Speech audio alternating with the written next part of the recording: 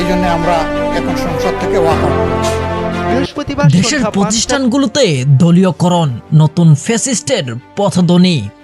দেশের প্রতিটি প্রতিষ্ঠানকে কি তবে আবার নির্লজ্জভাবে দলীয়করণ করা হচ্ছে?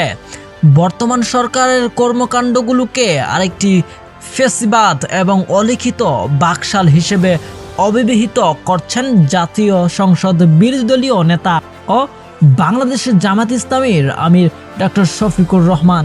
কিন্তু কেন এই কঠোর হুঁশিয়ারি? কেনই বা সংসদ থেকে বিরোধী দলীয় দল সাময়িক ওয়াকআউট করলো? আজকের ভিডিওতে আমরা বিস্তারিত জানাবো। গত বৃহস্পতিবার রাতে সংসদের মিডিয়া সেন্টারে আয়োজিত এক সংবাদ সম্মেলনে বিরোধী দলের নেতা এক চাঞ্চল্যকর অভিযোগ আনেন। তিনি বলেন, সংসদে বিরোধী দলীয় কণ্ঠের রোধ করা হচ্ছে, যেখানে সরকারের মন্ত্রীরা কোনো সময়সীমা ছাড়াই ঘন্টার পর ঘন্টা বক্তব্য দিচ্ছেন, সেখানে বিরোধী দলীয় সদস্যদের সুযোগ দেওয়া হচ্ছে মাত্র 2 থেকে 6 মিনিট। স্পিকার এই আচরণকে তিনি সংসদীয় রীতির পরিপন্থী এবং ভারসাম্যহীন বলে উল্লেখ করেছেন। সবচেয়ে বড় উদ্বেগের জায়গাটি হলো বিচার বিভাগ নিয়ে।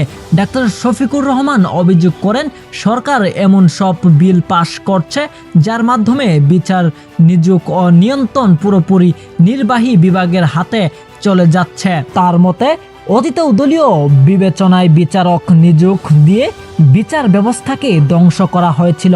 তিনি প্রশ্ন তুলেন, হাসিনা সরকার চলে গেলেও কেন তাদের সেই পুরনো দমনমূলক নীতিগুলো এখনো বজায় রাখা হচ্ছে?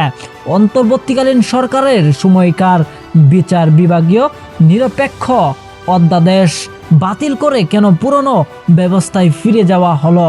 শুধু সংসদ বা বিচার বিভাগ নয়, স্থানীয় সরকারেও চলছে অস্থিরতা। জেলা পরিষদ, উপজেলা এবং সিটি কর্পোরেশনগুলোতেও নির্বাচিত প্রতিনিধিদের সরিয়ে সেখানে দলীয় প্রশাসন নিয়োগের তীব্র সমালোচনা করছেন বিরোধী দলীয় নেতা।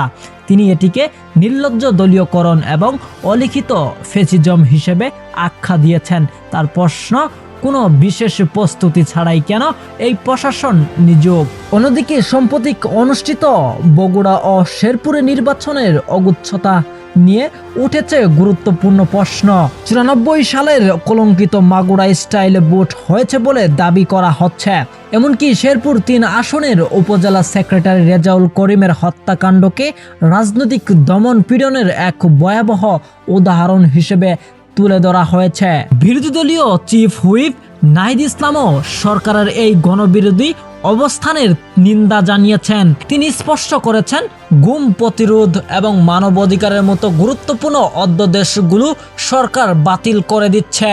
দেশের এই রাজনৈতিক মুড এখন কোন দিকে যাবে?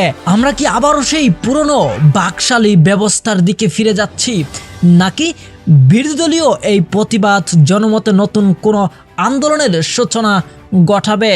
দর্শক, এ ব্যাপারে আপনার মতামত কি? আপনার কাঙ্ক্ষিত মতামত অবশ্যই আমাদের কমেন্ট বক্সে জানাবেন।